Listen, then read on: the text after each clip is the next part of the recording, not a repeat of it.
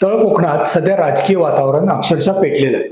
स्थानिक स्वराज्य संस्थांच्या निवडणुकीच्या तोंडावर असा प्रकार समोर आला आहे की संपूर्ण महाराष्ट्राचं लक्ष सिंधुदुर्गाकडे वळलंय.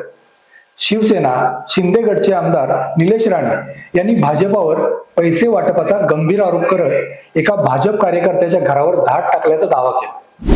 नमस्कार मंडळी, तुम्ही पाहत आहात खरं काय. आज आपण तळ कोकणात सुरू असलेल्या या हाय व्होल्टेज ड्राम्याचं संपूर्ण चित्र शांत, स्पष्ट आणि तथ्यपूर्ण भाषेत समजून घेणार आहोत. निवडणुकीच्या काही दिवस आधी निलेश राणे यांनी सोशल मीडियावर एक लाईव्ह व्हिडिओ केला. त्यांच्या म्हणण्यानुसार भाजपच्या एका पदाधिकाऱ्याच्या घरातून संशयास्पद बॅग मिळाली असून त्या बॅगेचा वापर निवडणुकीत पैसा वाटपासाठी होतोय असा आरोप त्यांनी केला.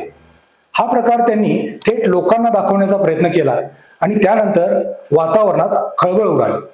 या आरोपांना भाजपने पूर्णपणे नाकारलाय.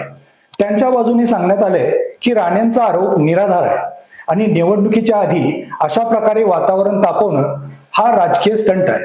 भाजपचा दावा स्पष्ट आहे. जर काही ठोस पुरावा असेल तर तो अधिकृत चौकशीसाठी दिला जावा. हा मुद्दा इतका मोठा का ठरतोय? कारण हा फक्त एका घराचा प्रश्न नाही, हा निवडणुकींच्या पारदर्शकतेचा प्रश्न आहे.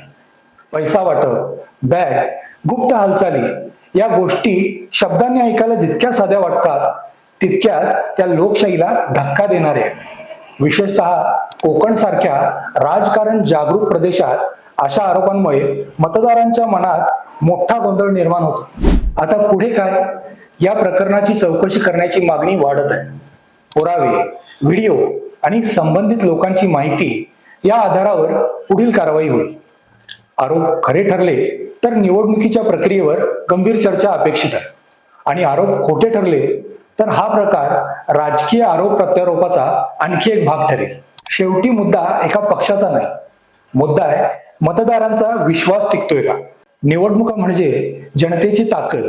ही ताकद जर पैशांनी, बॅगांनी किंवा अचानक घडणाऱ्या ड्राम्याने डळमळीत झाली तर त्याचा थेट परिणाम लोकशाहीच्या मूलभूत रचनेवर होतो.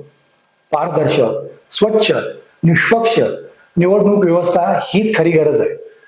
जर हा रिपोर्ट तुम्हाला महत्वाचा वाटला असेल तर व्हिडिओला लाईक करा, आपल्या मित्रांना शेअर करा आणि अशाच वास्तव आधारित अपडेटसाठी खरं कायला सबस्क्राईब करायला विसरू नका. मी ओंकार आणि तुम्ही पाहत होतात खरं काय. पुन्हा भेटू पुढील व्हिडिओमध्ये. धन्यवाद.